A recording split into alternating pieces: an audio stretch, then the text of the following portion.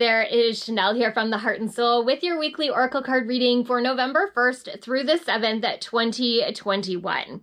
Happy November, and here's a little spiritual guidance to help you get through your week, a little tour to see what to expect and how to maneuver through the energies. And of course, it is November 1st, so check out that November reading again from the year in review. You can see that on YouTube, or I'll post it later today on social media again so you can check it out. All right. This week's reading, though, I was drawn to the Romance Angel cards by Doreen Virtue, which always makes me giggle a little bit because, you know, they're not your typical cards for doing a reading unless you're talking about romance. But they always steer us in the right direction. So let's pull 3 cards. That's number 1 for the reading this week. Number 2, and they're jumping out of the deck for me this week.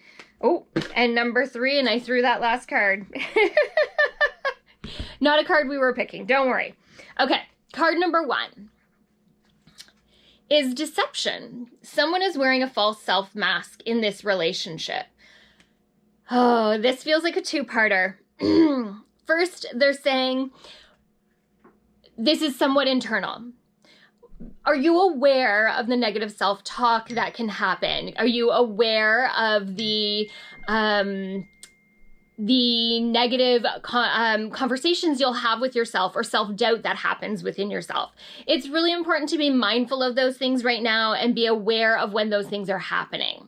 The second part of this is kind of like the conclusion of some of the things that have been happening over the last few weeks. We've been talking about this piece of understanding situations in a better way, of seeing the truth in situations, not just situations, but also people, being aware of that. So being aware of the deception that is still occurring in some situations. Are you aware of it, or have you continued to ignore those situations over this past few weeks as the universe has pushed you to acknowledge them? Okay, card number 2 is past life relationship. You have known each other before.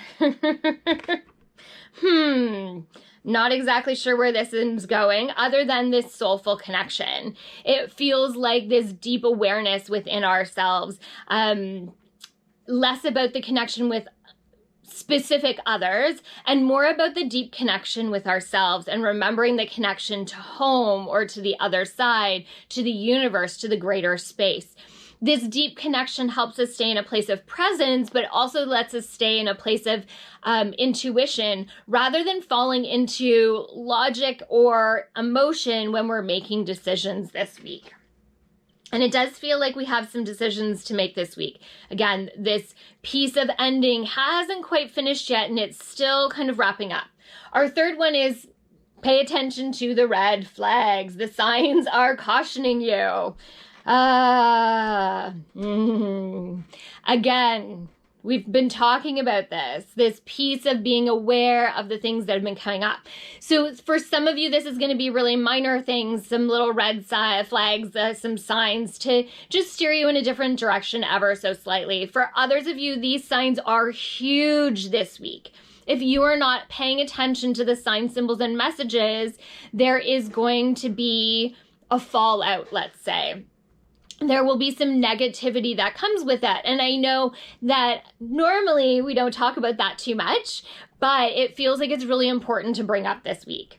If you are not learning the lessons that you have been given to learn over this last little while, because the universe has been really pushing you to learn them. It's been really giving you all the answers so that you can see what you need to see to be able to move forward from those things. So be really mindful that you're paying attention to those red flags, the signs, symbols, and messages. They are coming at you. When you stay in this place of connection, they are much easier to see because we are detached from the emotional attachment to it, and we are clearer in our intentions, in our sight, in our openness to be able to receive. When we get caught up in the emotional piece of it, it can be really hard to make good decisions. It can be really hard to make the right decisions and what comes first and what does not.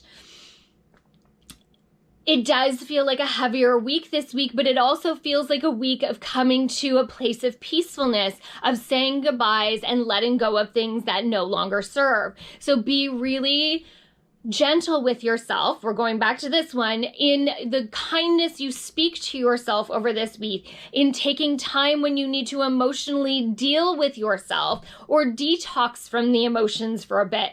What do you need to do for self-care to take care of you this week? Again, it's going to be a big week this week, so hold on tight, stay connected, stay grounded, stay present with yourself, be open. Be open, be open, be open, be open, be open. I don't feel like I can say that enough right now. Be really, really open to receiving right now, to see, hear, feel. It's all coming to you and all the answers are there. All right. Let's see what this week brings. Remember, please share this with someone you think that needs to hear it today. I always appreciate a share, a comment, a like, anything in between. I love hearing from you. So please, please, please, share. Thanks. Thank you for being here on my spiritual journey and letting me be your spiritual tour guide. I just feel so blessed after a weekend of readings and gallery readings and connection. I'm still in awe this morning, so thank you. Thank you, thank you, thank you. From my heart and soul to yours, have an amazing week.